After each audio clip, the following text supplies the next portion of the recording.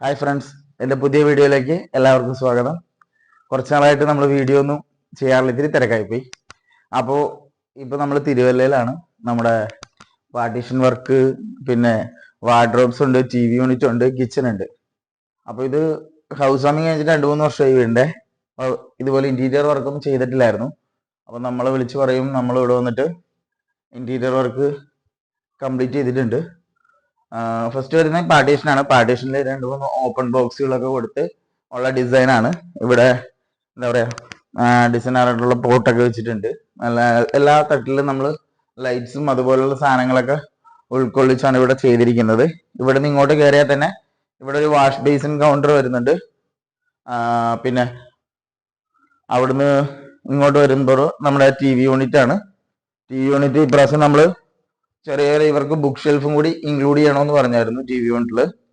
അപ്പോൾ book shelf PVC louvre കൊടുത്തിട്ടാണ് TV unit ചെയ്തിരിക്കുന്നത്. അതിനകത്ത് ഇവിടെ ഒരു ബുക്ക് ഷെൽഫ് അതുപോലുള്ള സംഭവങ്ങളൊക്കെ കൊടുത്തിട്ടുണ്ട്. ഇവിടുന്ന് നേരെ റൂമിലേക്ക് ചെല്ലുവാണെങ്കിൽ നമുക്ക് 2 റൂംസിൽ ഈ സെയിം ഡിസൈനും സെയിം കളറിലാണ് നമ്മൾ വാർഡ്രോബ്സ് ചെയ്തിരിക്കുന്നത്. അതിൽ എന്താ പറയുക, 3 ഡോർ വാർഡ്രോബ്സ് വിത്ത് സ്റ്റഡിയാണ്. ഇവിടെ നമ്മൾ ലോക്കും സെറ്റപ്പ് ഒക്കെ കൊടുത്തിരിക്കുന്നത്. നോർമലി കൊടുക്കാറുള്ള പോലെ 2 ഡോർ ഹാങ്ങറായിട്ട് കൊടുത്തിട്ടുണ്ട്. പിന്നെ ഇവിടെ സ്റ്റഡിയുടെ ഏരിയ ആണ്. അതിൻ്റെ മേളിലൊരു ചെറിയൊരു ബുക്ക് ഷെൽഫ് പോലെ കൊടുത്തിട്ടുണ്ട്.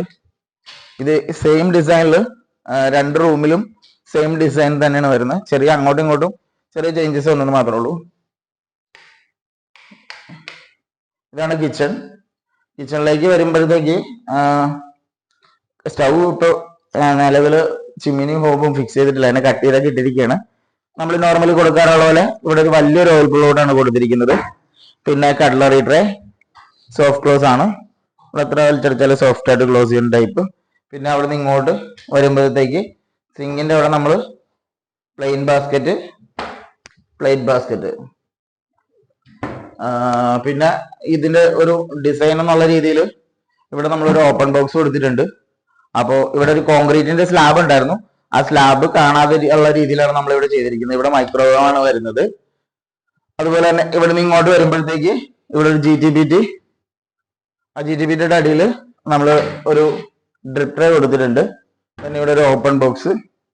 പിന്നെ അങ്ങനെ ഒരു C-ഷേപ്പ് ഒരു കിച്ചൺ ആണ്. ഓൾറെഡി കോൺക്രീറ്റിന്റെ സ്ലാബ് ഉള്ളതുകൊണ്ട് ആ സ്ലാബ് കാണാതിരിക്കുന്ന രീതിയിലാണ് ഇപ്പൊ നമ്മൾ ഇവിടെ ചെയ്തിരിക്കുന്നത്. അപ്പോൾ എൻ്റെ വീഡിയോ നിങ്ങൾക്ക് ഇഷ്ടമായി എന്ന് വിചാരിക്കുന്നു. ഇഷ്ടമായെങ്കിൽ ലൈക്ക് ചെയ്യുക, ഷെയർ ചെയ്യുക, സബ്സ്ക്രൈബ് ചെയ്യുക. Thank you.